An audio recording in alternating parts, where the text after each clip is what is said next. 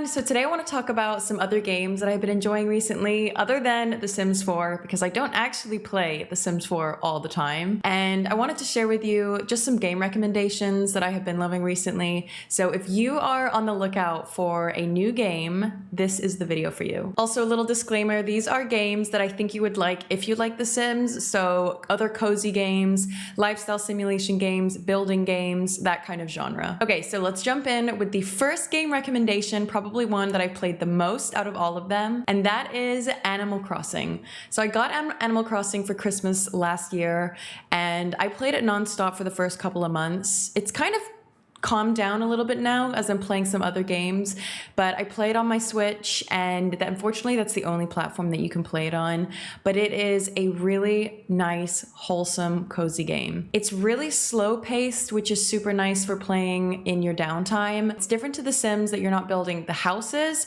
You are kind of working more on the outside. There is a little bit of building on the inside, especially with a DLC that you can get, but it is heavily build focused and super slow paced. There are thousands of items that you can collect, and you can really customize the theme of the world. You can go cottagecore, witchycore, you can go kidcore. You can just look on Pinterest for so much different inspiration. You don't even have to go with a theme, but I think a theme helps you kind of channel the creativity. But I think this game probably excels in just how slow it is, because you are not forced to go on any types of quests or storytelling or gameplay.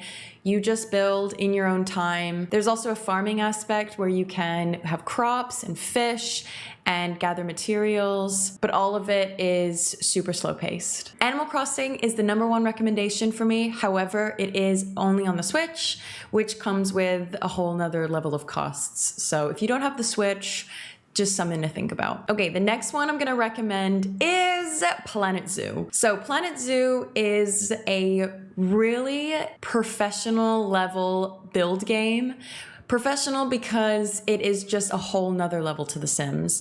It is so intricate, it is so detailed, very customizable. It's just a whole new ball game of building. So just because you enjoy building in The Sims, I wouldn't automatically assume you'll enjoy building in Planet Zoo. It requires a very different mood. So Planet Zoo for me is on a Friday night listening to music, and I just really ease into it and relax, and I will take my time. Do not expect a quick learning process.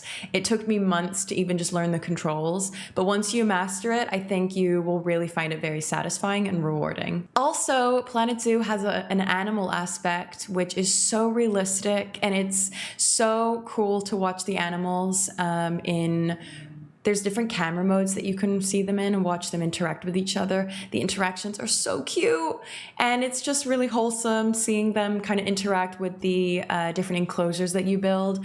So Planet Zoo for me is one of my favorites, but it is a lot more expert level, I would say. Maybe that's kind of a scary word. I would just say that it's not as easy to grasp as some of the other games. But if you put the investment into it, in terms of time and energy, highly rewarding.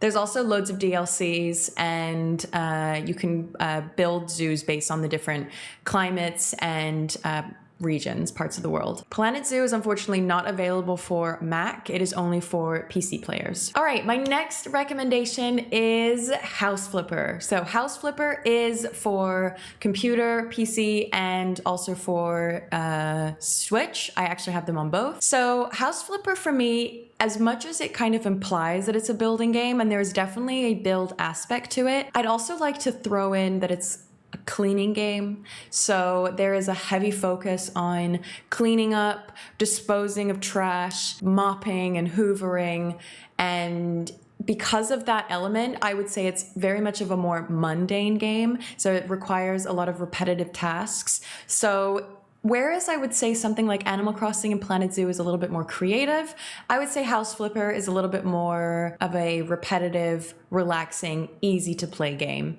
So if you are just looking for something to switch your mind off, maybe have a little bit of TV on in the background, House Flipper is great for that. They're also working on a House Flipper 2, which looks amazing. I'm so excited to play that in the next year, I think. Okay, the next game is very much in its early days. It's only on early access at the moment, and the official launch will be next year.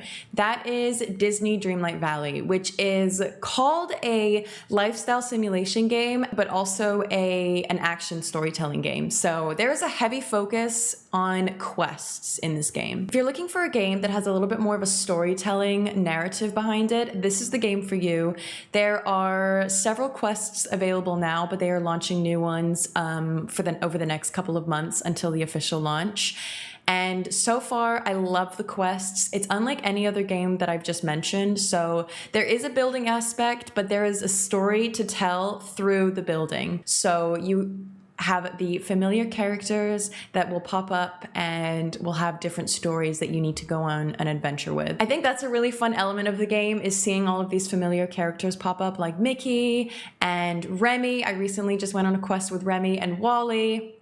That's a really fun aspect of the game, but also the storytelling. I love the quests. I think they're really fun. They're really detailed. They're not superficial at all. There is a kind of some emotion there, and you get connected to the characters. And then of course you get rewarded with more items, which will then play into the building of your world, your Dreamlight Valley, which you are renovating. So there is a big storytelling aspect here, which is completely different to the other games that I've mentioned. But Disney Dreamlight Valley is going to be free, I believe, next year when it officially launches. So unless you're really keen to play it in early access, which there's different price tiers that you can pay for, you can also wait until it's free next year. So that is it for my top 4 games that I'm enjoying, my top 4 cozy games that I'm enjoying right now. There are so many others to explore. Stardew Valley is another popular one, which I have played, but it didn't quite make the top 4. Coral Island is a new release, which I'm super intrigued by. You have Bear and Breakfast, which looks amazing. So if you would like to see a part 2 of this video, please let me know down below, and also feel free to share any other game recommendations. But I hope you have all enjoyed today's video and at least learned a little bit something from it. And I'm also really excited about any other suggestions that I might get from you all. So thank you so much for watching, and I will see you all in the next video. Bye!